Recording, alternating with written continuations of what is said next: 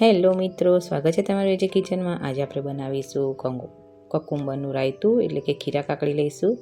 એને સરસ રીતે વોશ કરી લઈશું, બંને સાઈડથી કટ કરીને આવી છીણીમાં છીણી લઈશું। બહુ ઝીણી બી નહીં, બહુ મોટી બી નહીં, મીડિયમ રાખીશું આવી રીતના।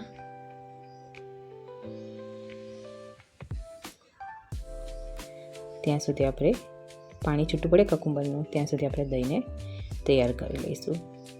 સરસ રીતે ફીટી લઈશું દહીંને, એકદમ ક્રીમી ટેક્સચર આવે એવી રીતના। એક બાઉલમાં નીકાળી લઈશું। એમાં સ્વાદ અનુસાર મીઠું એડ કરીશું,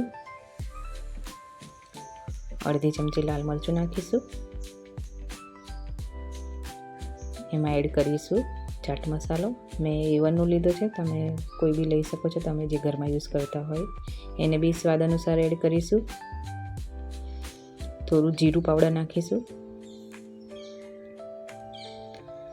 હવે કકુંબરે એનું પાણી છોડી દીધું છે, એટલે એકદમ એને મુઠ્ઠીમાં લઈને પાણી બધું નીકાળી લઈશું એમાંથી। એને એમને એમ નાખીશું તો પાણી કકુંબરનું છોડશે, એટલે જે આપણું રાયતું છે ક્રીમી નહીં બને, એટલે થોડું પાણી નીકાળીને જ નાખીશું। એમ કરતાં કરતાં બધા છીણ આપણે બાઉલમાં નાખી દઈશું। એમાં નાખીશું સંચર પાવડર, થોડો પુદીનાનો પાવડર નાખીશું, ડ્રાય પુદીનાનો છે।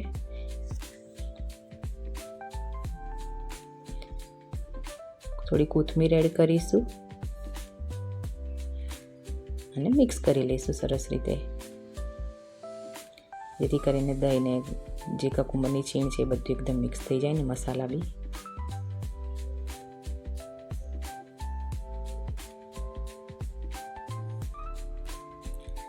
અત્યારે સમરમાં ખાવાની મજા આવે ને બોડીમાં બી ઠંડક આપે।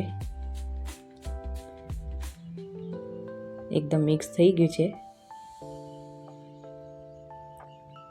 એના પછી આપણે એક પેન લઈશું નાનું, અને એમાં તેલ એડ કરીશું તડકા માટે।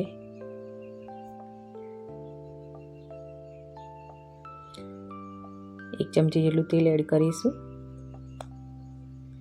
થોડા લીલા મરચાં 2-3 અને કડી પત્તા અને લાલ સૂકું મરચું એડ કરીશું વઘાર માટે આપણે।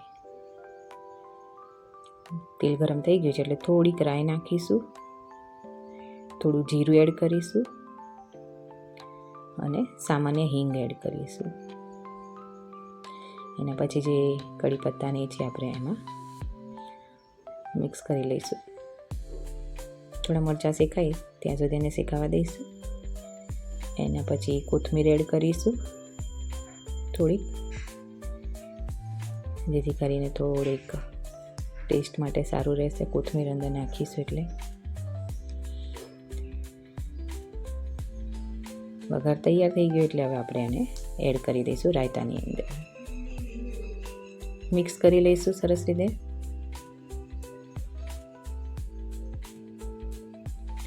આ રાયતું રાઈસ, પ્લેન રાઈસ હોય ને એની સાથે ખાવાની મજા જ આવી જાય।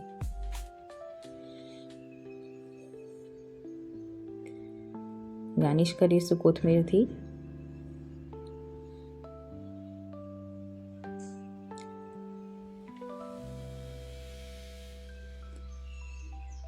Thank you watching my video.